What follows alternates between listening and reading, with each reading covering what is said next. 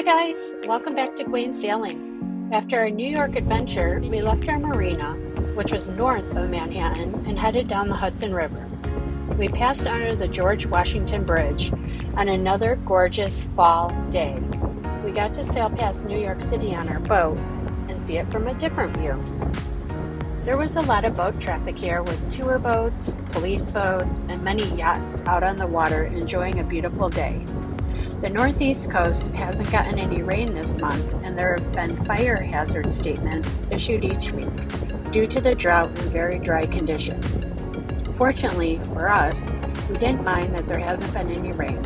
This really helped to make our journey warm, dry, and comfortable. The border between New York and New Jersey is right down the middle of the Hudson River. We have been traveling through the state of New York for over a month now, since we arrived in Buffalo and the entrance to the Erie Canal, and now we entered into New Jersey. We spent a night at a marina in New Jersey City, directly across the river from Manhattan and right near the famous Colgate clock. The New York City skyline at sunset was beautiful, and we had a perfect view. We woke up the following day and took a 2-minute ferry ride over to Liberty State Park. We took pictures of Ellis Island and saw the 9/11 memorial called Empty Sky that has twin walls and directs the view to an empty ground zero across the Hudson River. These stainless steel towers are a symbolic representation of the World Trade Center buildings, as if they're laying on their sides. After passing the Statue of Liberty and celebrating this momentous occasion, shout out to our Saturday morning fitness class for the bottle of champagne, we headed down the Hudson into the Atlantic Ocean. This was Nimbus's first time in ocean saltwater, and she did great. Due to bad weather, we needed to stay in a mooring field in Atlantic Highlands for 5 days and 4 nights. Being on a mooring ball in the water means we had no electricity or heat during that time, because we don't have solar panels on Nimbus. We also had to call either a water taxi or use our dinghy to get to shore for access to the bathroom and restaurants and shops.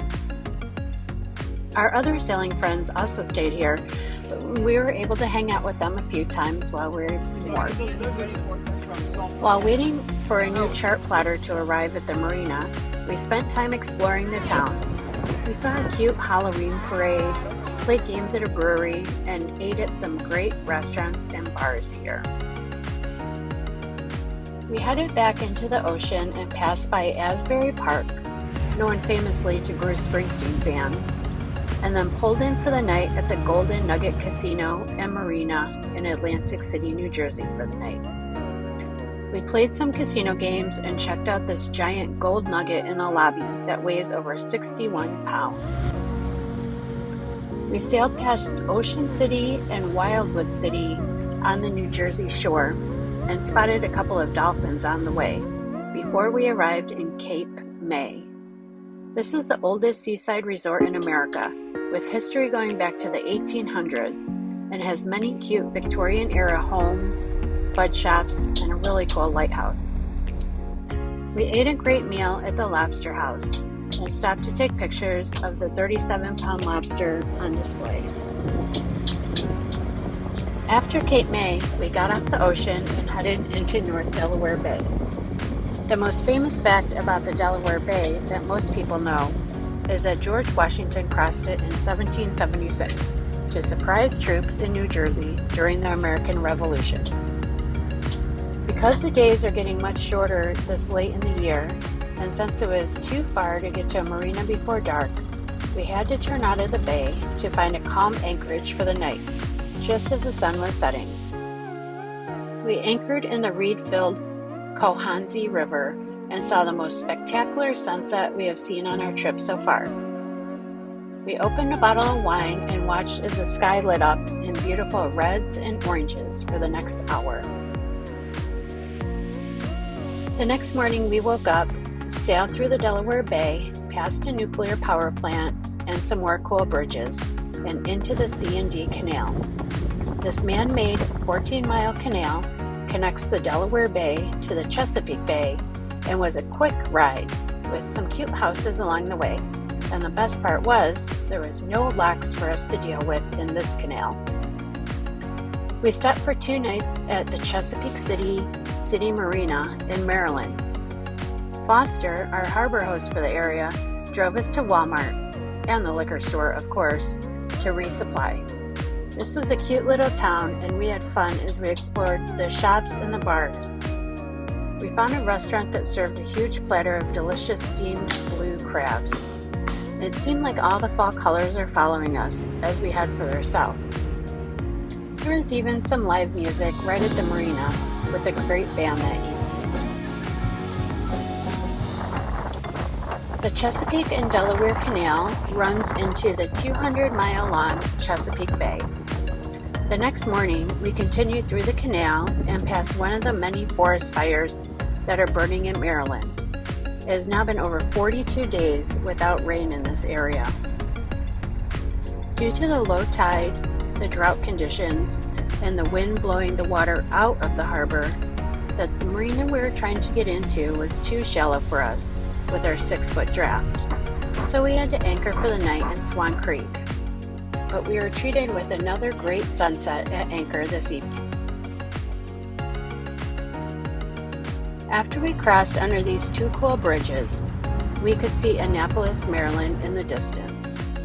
We explored the capital of Maryland, also known as the sailing capital of the United States, for 5 days. We have been to Annapolis twice before, during the yearly Annapolis Boat Show, and usually all of these piers, which is oftentimes referred to as Ego Alley, are filled with mega yachts and thousands of people. But this time we were treated with an empty, calm, and quiet marina. We walked around town, biked, and shopped. Wayne's favorite marine supply store that sells both new and used items was located here, and he made several trips to stock up on boat parts. We went to a Gaelic Storm concert at the Ram's Head, a famous music venue in downtown Annapolis. They were amazing. Check out this drummer. We ate lots of delicious food while we were here too. Our sailing friends stopped in Annapolis as well, and we spent the evenings hanging out on each other's boats, sharing sundowners, music, and our boating stories. We were able to celebrate our friend Gina's birthday as well. Well, that's it for now. Stay tuned to Gwayne Sailing to see more of our adventures as we continue down the Chesapeake Bay towards Norfolk, Virginia, and the start of the Intercoastal Waterway. If you enjoy these videos, please like and subscribe to this YouTube channel. Thanks for watching. Bye guys.